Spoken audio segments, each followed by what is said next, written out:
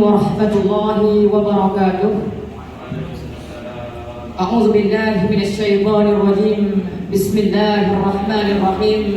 قال المصنف رحمه الله تعالى ونفعنا بعلوم مشايخنا في الدارين اللهم آمين. بسم الله الرحمن الرحيم.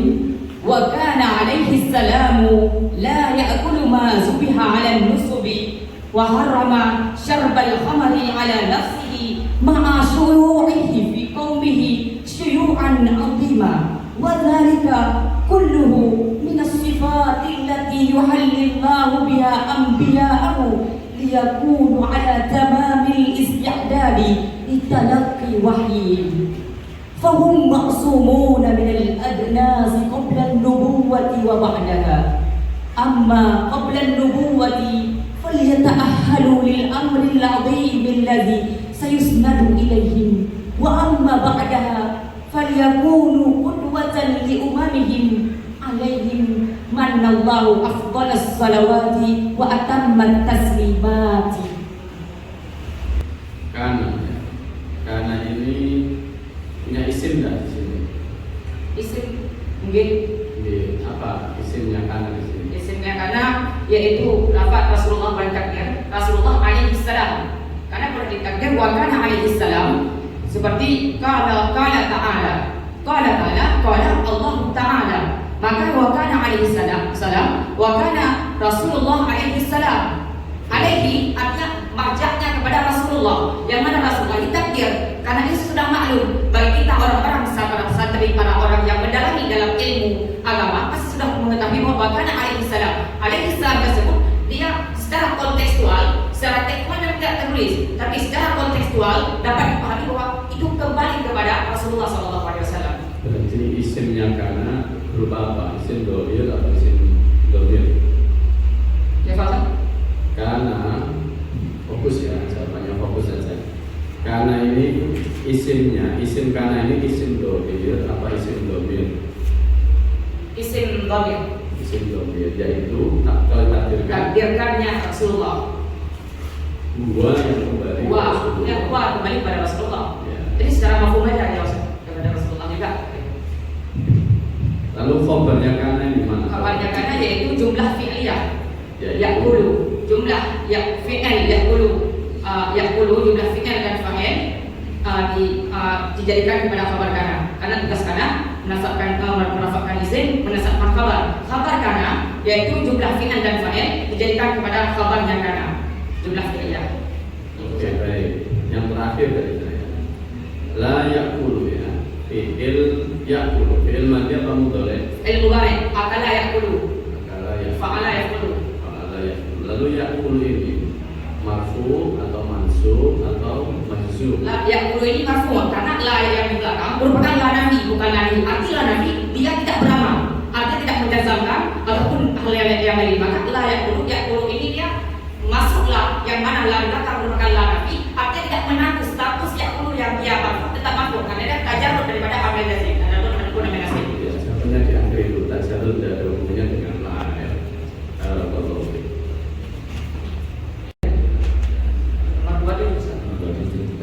Bernafas dulu ya. Wa kana alaihi salam la yakul ya. Kenapa Allah melarang Nabi itu mengkonsumsi itu? Kalau pembahasan tentang mengkonsumsi, Allah Subhanahu wa taala secara yang kita ketahui, Allah Subhanahu wa taala melarang bukan cuma Rasulullah, bahkan segala daripada utusannya Allah. Jawabannya kenapa? Jadi singkat saja. Singkat saja jawabannya karena Allah ingin menjaga Rasulullah daripada perlakuan dari orang bahasa orang jahiliyah. Yang otomatis perlakuan orang jahiliyah ini ada tidak masuk akal. Redaksinya alasannya ada enggak? Alasannya memang ada. Coba dibaca. Maksum, Rasulullah ini maksum, artinya maksum ketika redaksinya dibaca. Wa kana alaihi salam la ya'kulu ma subiha ala nusuk. Rasulullah sallallahu alaihi wasallam ini tidak pernah makan yang sembelih atas nusuk. Nusuk ini merupakan darah yang dicampakkan kepada batu yang kemudian batu tersebut disembah. Itu hasil daripada sembelihan hewan. Kemudian hasil sembelihan hewan tersebut darahnya itu dicampakkan jahiliyah ini merupakan perlakuan yang tidak masuk akal ketika kita pikirkan. Karena mengapa? Masa sembelihan Yang saya tanyakan redaksi alasan Allah melarang Nabi Muhammad. alasan Allah melarang sudah pasti. Redaksinya di sini mana? Layak dulu Rahmatullahi wabarakatuh, yaitu karena di depannya Allah telah menyucikan anbiya'nya. Redaksinya. Teksnya di sini ada enggak? Wakana alaihissalam layak dulu masuk ke Rasul ini tidak tertera. Di depannya Tidak tertera, gitu ya. wazalika kulluhu minas sifati yuhalillahu biha anbiya'ahu liyakunu ala tamamil istiadat. Itu Ustaz. Itu teksnya ya. Allah Ta'ala ingin menjauhi Nabi daripada perlakuan-perlakuan yang sering dikerjakan oleh orang-orang jahiliyah yang perlakuan tersebut tidak masuk akal kalau kita pikirkan. Baik, gini aja. Wadzalika kulluhu sampai wabah dan coba terjemahkan.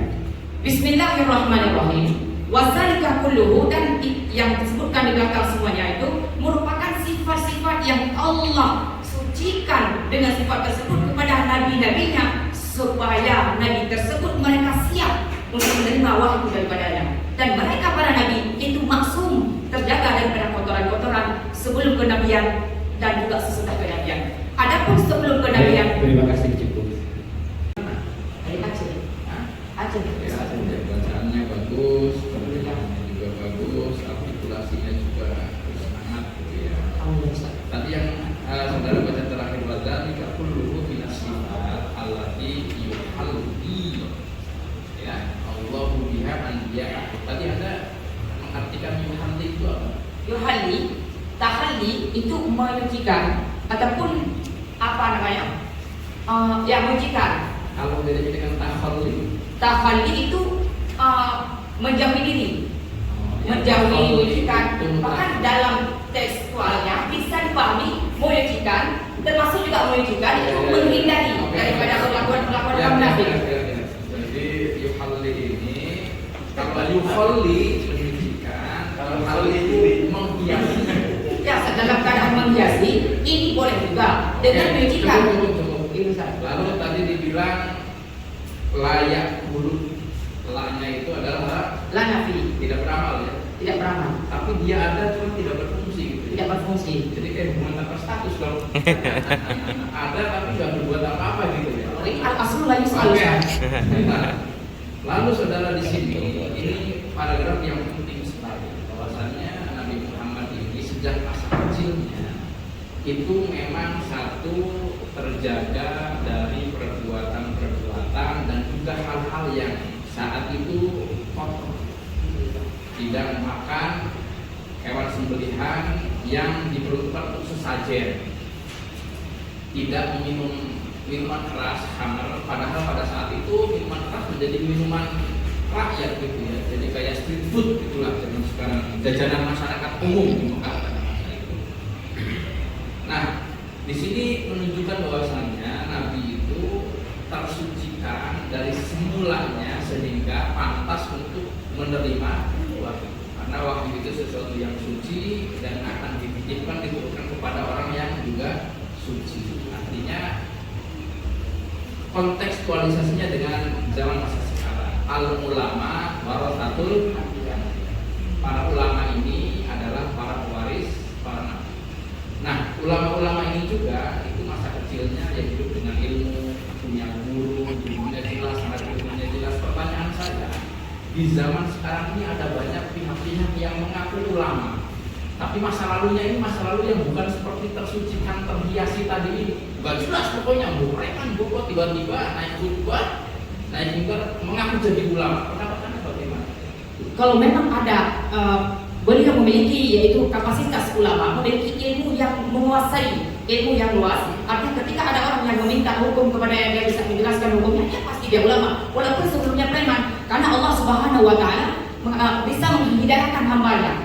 Bahkan Rasulullah SAW tidak bisa menghidayahkan hambanya, tidak bisa menghidayahkan pamannya Abu Thalib. Ya Muhammad, innaka la tahdi man ahbabta, walakin Allah yahdi man yasha. Allah Subhanahu Wa Taala Maha Kuasa. Orang ini punya ilmu. Tapi kalau tidak punya ilmu, tidak punya guru, itu Malah syaikhlah, syaikhon syaikhun.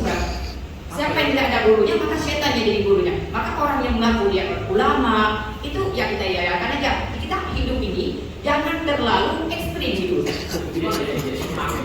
Ekstrim itu terlalu kita wasatiyah aja Ustaz. Ya gimana maksudnya? Wasatiyah kasih penjelasan. Wasatiyah ini walaupun dia mengaku ulama kita nggak usah percaya, tapi kita iyakan aja depannya. Ini Ustaz, kan dia kadang orang ulama, dia mengaku ulama, berarti orang gila dia Ustaz. Masa dia nggak ada ilmu mengaku ulama? Ya. Tapi kalau dia nggak ada ilmu mengaku preman, nanti dia preman itu. Kita Jadi pasti. intinya al ulama warasatul anbiya itu yang mewarisi ilmunya, mewarisi teladan akhlak luhurnya, mewarisi kesuciannya. Begitu ya? Iya Ustaz. Oke, lalu yang kedua, sebagai anak muda yang menjadi harapan bangsa di masa depan, saudara Rizkal ini, kira-kira dari apa yang tadi kita diskusikan bersama yang Anda baca di paper ini, untuk anak muda, generasi Anda, kawan-kawan Anda, kira-kira pesan apa yang mungkin bisa kita pelajari bersama dari sini? Untuk fakrah yang Anda baca tadi, bisa kita pelajari bahwa untuk menjadi anak muda sekarang, kita harus bertumpu pada syariat, bertumpu pada agama, yang agama adhin indallah Islam. Agama yang benar di sisi Allah adalah Islam. Maka agama selain Islam tidak benar. Ini tetap kita bertumpu kepada syariat agama Islam, kita mengikuti hal-hal yang positif, jangan mengikuti hal-hal yang negatif. Karena pemuda sekarang adalah pemimpin masa depan. Syubanul yaum umaratul ghad. Pemuda hari ini merupakan pemimpin masa depan. Artinya kalau pemuda hari ini buruk, mereka melakukan hal-hal yang negatif daripada kalangan-kalangan masyarakat, mengganggu masyarakat, mereka mereka menjagu, itu masa depan bangsa bagaimana akan depan? Masa depan bangsa akan bisa masa depan bangsa. Terima kasih banyak. Barakallahu fiik. Mabruk.